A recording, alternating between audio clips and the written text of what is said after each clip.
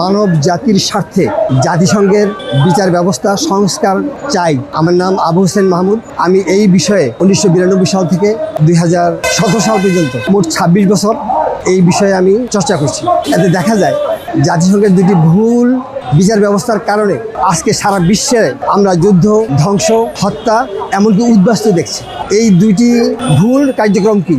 একটা হচ্ছে সাধারণ পরিষদের ভুল কার্যক্রম, যেমন ওনারা কিন্তু বিচার ব্যবস্থা এমনভাবে করা হয়েছে যে দুই পক্ষ যখন বাদী বিবাদী সমস্যা হয় বা কোনো দেশ সমস্যা হয়, তখন হাত উত্তোলনের মাধ্যমে সিদ্ধান্ত গৃহীত হয়। এই হাত উত্তোলন প্রক্রিয়াটি হচ্ছে পক্ষপাত দুষ্ট।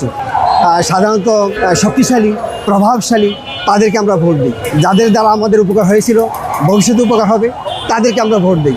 যারা আমাদের ভবিষ্যতে স্বাবলম্বী হবে, অর্থে স্বাবলম্বী হবে, তাদেরকে আমরা ভোট দিই। তাছাড়া যার এক পক্ষের সাথে স্বার্থ জড়িত, সে অন্য পক্ষকে সরাসরি বিরোধিতা করে।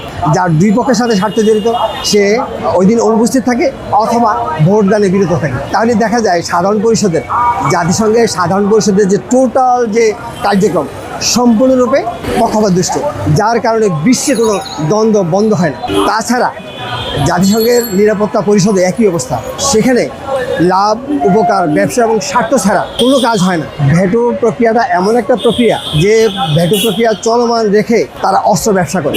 সারা বিশ্বে আজকে মানুষকে হত্যাযজ্ঞ সৃষ্টি করছে, ধ্বংসের সৃষ্টি করছে। সেই জন্য আমি চাই এই বিচার ব্যবস্থা যেহেতু কোনো কাজে আসছে না, যার জন্য এখন বর্তমানে সিস্টেমটা 10 গুণ বেড়ে গেছে। যেমন জাতিসংঘ প্রতিষ্ঠার আগে 10-11টা দেশ অস্ত্র তৈরি আর বিক্রি করত, কিন্তু এখন 100টারও বেশি দেশ অস্ত্র তৈরি করে আর বিক্রি করে। তার মানে কি, আমরা এখন অস্ত্র ব্যবসায় চলে গেছি। এটা থেকে আমাদেরকে যদি বাঁচতে হয়, বিশ্বের মানুষকে যদি আমাদের বাঁচাতে হয়, তাহলে আমাদেরকে এই সিস্টেমটাকে বদল করতে হবে, সংস্কার করতে হবে। কিভাবে করব?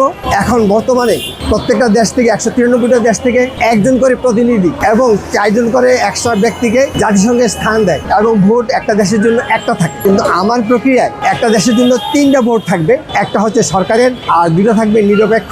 এই যে নিরপেক্ষ বলতে যারা সত্যকে সত্য বলে, মিথ্যাকে মিথ্যা বলে এবং যারা কোনো রাজনৈতিক দলের সাথে সম্পৃক্ত নয়, এই জাতীয় লোক 2 জন। তাহলে দেখা যায় একটা দেশ থেকে যদি 3 জন হয়, তাইলে মোট জাতিসংঘে আমার লোক আসতেছে 193 গুণ 3 মানে 579 জন। তাহলে এই 579 জন হলো আমরা লোক পেয়ে গেলাম যারা সমস্যার সমাধান করবে।